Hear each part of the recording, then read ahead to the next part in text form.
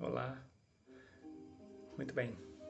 Estamos aqui para continuar um pouco mais o nosso estudo sobre o livro Estudando a Mediunidade. Adquira esse livro, do Martins Peralva. Vamos estudar hoje o capítulo 2, Espiritismo e Mediunidade. Vou ler aqui. Peço aí desde já, dê um like, se inscreva no nosso canal não é monetizado, então quem mantém o nosso canal no ar, o que mantém o nosso canal no ar é o seu like, é você divulgar esse vídeo, é você se inscrever no nosso canal, tá bom? Vamos lá. O que devemos buscar na mediunidade? Como devemos considerar os médiuns? Como nos podem oferecer, que nos podem oferecer o espiritismo e a mediunidade? Essas três singelas perguntas constituem o esboço do presente capítulo.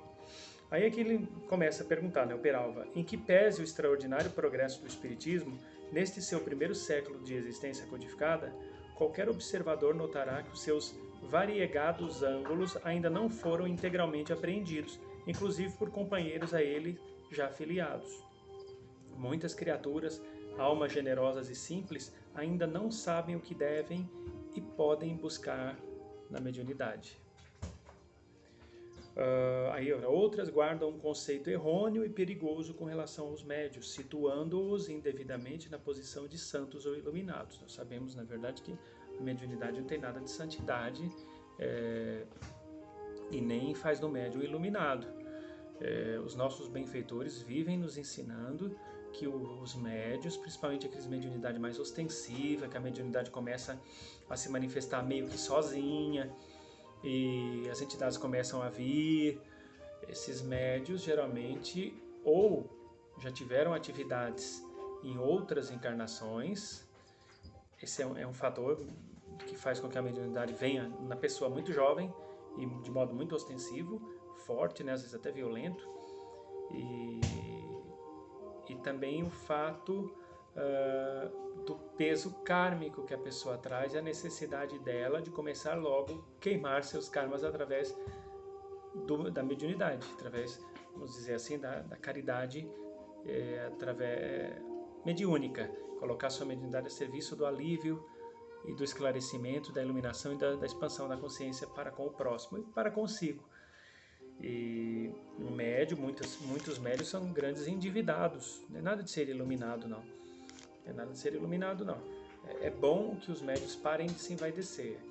Isso só atrai espíritos de um quilate mais inferior, que às vezes até se passam por espíritos de luz.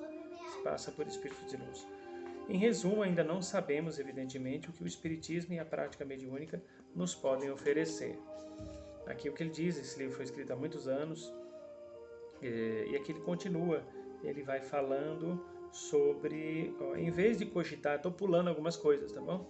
Em vez de cogitar apenas os problemas materiais para cuja solução existem no mundo, numerosas instituições especializadas cogitam o espiritismo de fixar o roteiro de nosso reajustamento para a vida superior. Aqui ele começa já a dar a ideia de que a mediunidade não está aqui para resolver as mazelas do mundo. Por exemplo, tem gente que procura um espírito incorporado para saber se está grávida. Gente, vai na farmácia, o teste não é nem tão caro, enfia o testezinho na urina e vê, vai reagir, vai mudar a cor da fita e vê se está grávida ou não. Não tem que pegar a filha e falar com o guia. Isso é até uma falta de respeito com quem foi ali resolver algo realmente importante. E detalhe, viu?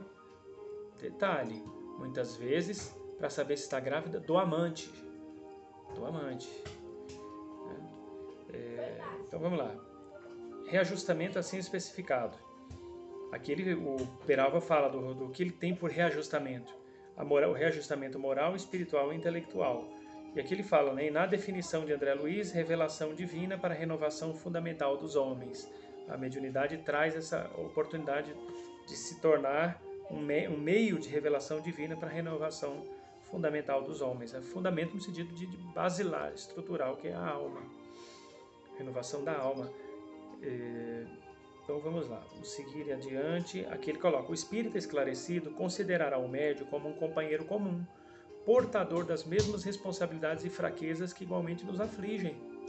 Alma humana falível e pecadora. termo meio forte aqui, pecadora, né? Necessitada de compreensão. O termo pecador já é um termo mais...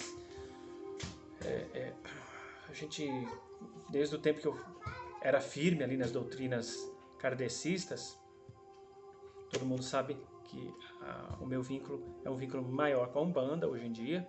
Aliás, no começo já era, depois eu me filiei também às fileiras kardecistas, trabalhei durante muito tempo nas duas coisas, conciliava muito bem, até que eu optei pela Umbanda esotérica, que é a linha que eu sigo, mas nós temos um trabalho separado que segue a linha bem kardecista, um trabalho de portas fechadas, só vem os médios, onde fazemos ali toda aquela questão do esclarecimento aos irmãozinhos necessitados, o encaminhamento desses desencarnados para postos de atendimento no astral superior, onde serão tratados com respeito e fraternidade, enfim, uma reunião mediúnica, com estudo, com tudo que tem, com um mentor que vem no final, dá os esclarecimentos, ou vários, enfim.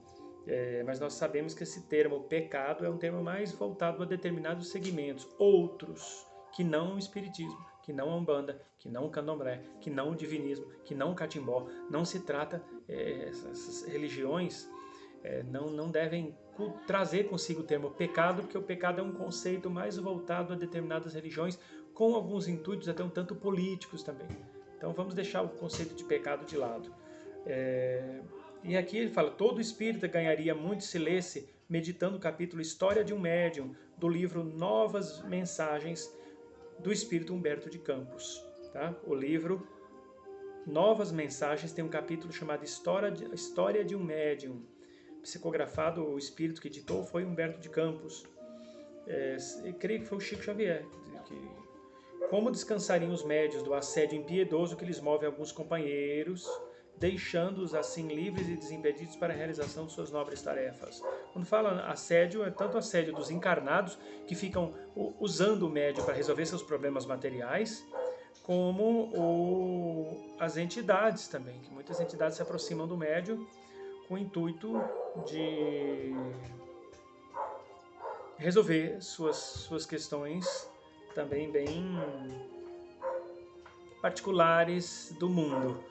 Com alguns espíritos percebem que o médium é uma ponte entre eles e o mundo físico e podem querer induzir, fascinar o médium para que o médium haja de determinadas maneiras e eles consigam interferir em determinados resultados aqui no mundo físico, haja vista na política também. Então aqui, o espiritismo sincero irá compreendendo pouco a pouco que o espiritismo e o mediunismo eles podem oferecer ensejo para o sublime, aí aqui está entre aspas, reencontro com o pensamento puro do Cristo, auxiliando-nos a compreensão para mais amplo discernimento da verdade. Aqui está entre aspas, porque foi tirado de um trecho de uma obra. Agora, podia ser aqui reencontro com o pensamento puro do Buda, reencontro com o pensamento puro de Alá, reencontro com o pensamento puro de Osho, reencontro com o pensamento puro de Ramana Maharshi, reencontro com o pensamento puro de Krishna, enfim. É que aqui o Peralva é um cristão, mas a mediunidade não tem que ser só com Cristo. E mediante essa compreensão, saberá reverenciar o Espiritismo e a mediunidade como dois altares vivos no templo da fé, através dos quais contemplaremos de mais alto a esfera das cogitações propriamente terrestres, compreendendo, por fim, que a glória reservada ao Espiritismo humano é sublime e infinita no reino divino do universo. Com esta superior noção das finalidades da doutrina espírita, não mais se farão ouvir, proferidas por companheiros nossos, as 3 perguntas com que abrimos o presente capítulo. O que devemos buscar na mediunidade? Você já parou para pensar? O que devemos buscar na mediunidade?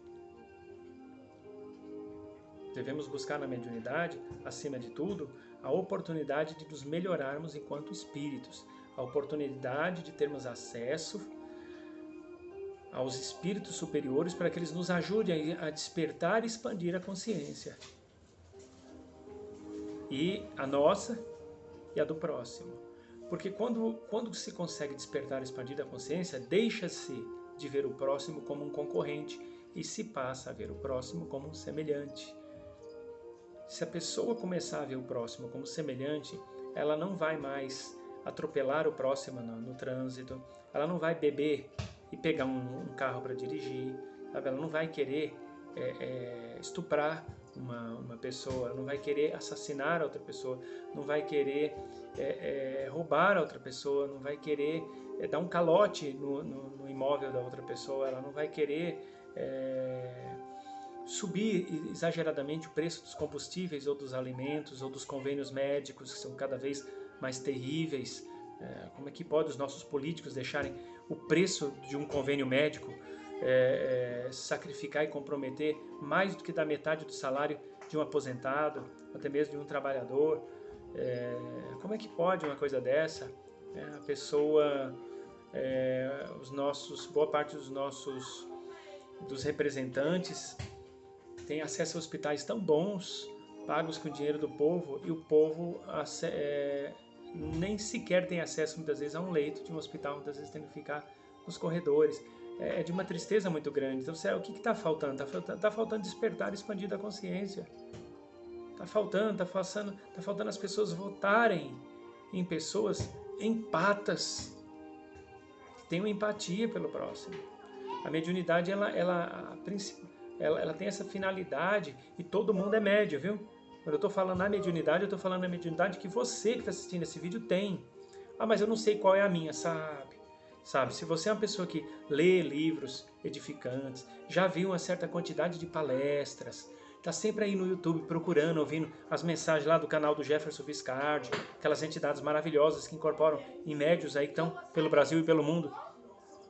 Se você já escutou o canal lá, Um Band Boa, do Márcio Caim, o Eduardo Roque, lá do Umbanda Livre, se você já ouviu e vive assistindo essas pessoas, a Lu Hagamashi, é uma senhorinha que canta meio desafinada, mas o que importa é que vem do coração a canção. Ela começa os vídeos cantando Coqueiro de Itapuã, esse coqueiro aqui da coco, não sei se é assim. Enfim, gente boa aquela mulher, da família eletromagnética. Gente muito boa. Gente muito boa. E não é possível que você não saiba que todo mundo é médium. Todo mundo é médium. Só o fato de você interceder em oração por alguém, pedir para um benfeitor orar com você, você já está mediunizando a egrégora daquele ser para com o mundo físico. Você já está fazendo o seu intercâmbio do seu jeito, isso já é mediunidade. A mediunidade para você é só incorporar um espírito e ficar 2 horas em pé, ou sei lá como, atendendo os outros. Não, gente. Vamos despertar aí como devemos considerar os médios. Devemos considerar os médios como intermediários entre o mundo físico e o espiritual. E quem são os médios? Todos nós. É que alguns têm mediunidades mais ostensivas, outros têm a mediunidade mais de dar um destaque a mais, outros têm algumas entidades de maior relevo, que chama mais atenção, mas isso não quer dizer que você aí, sentadinho agora aí assistindo esse vídeo, também não seja médium. Quando passa uma ambulância por você, que hoje já deve ter passado várias por você, ou nessa semana, você em algum momento fez uma prece de 10 segundos, Deus, que sois todo poder e bondade, que os anjos de cura acompanhem essa ambulância e dê força a todos eles. Mediunizou. Você já mediunizou luz do plano espiritual para aquela ambulância. Você faz isso? Então você é um médium que não sabe o poder que tem, igual o cavalo. Por que o cavalo é adestrado? Porque ele não sabe a força que tem. Se ele soubesse a força que tem, ele não deixava o homem montar nele. Poxa vida, né? Assiste vídeo, entra por um ouvidão e sai pelo outro orelhão. Vamos lá.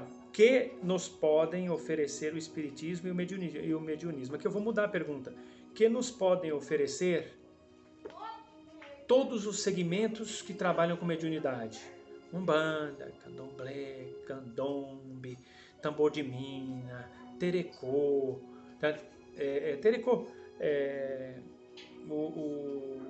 os batuque, todas as umbandas, divinismo, espiritismo, catimbó jurema, barquinha, daime, santo daime, que nos podem oferecer todos esses segmentos.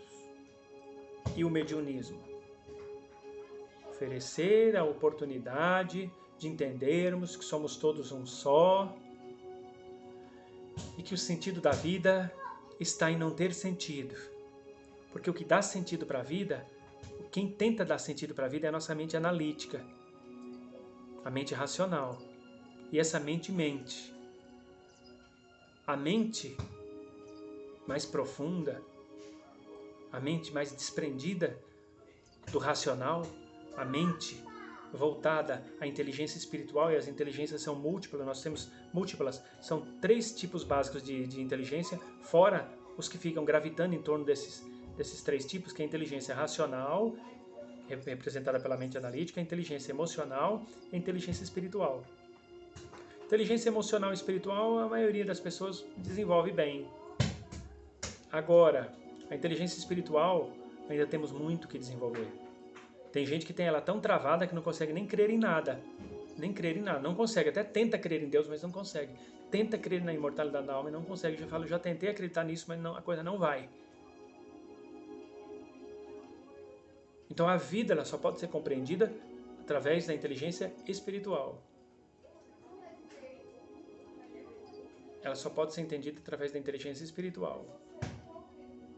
E assim, o espiritismo e o mediunismo têm essa função.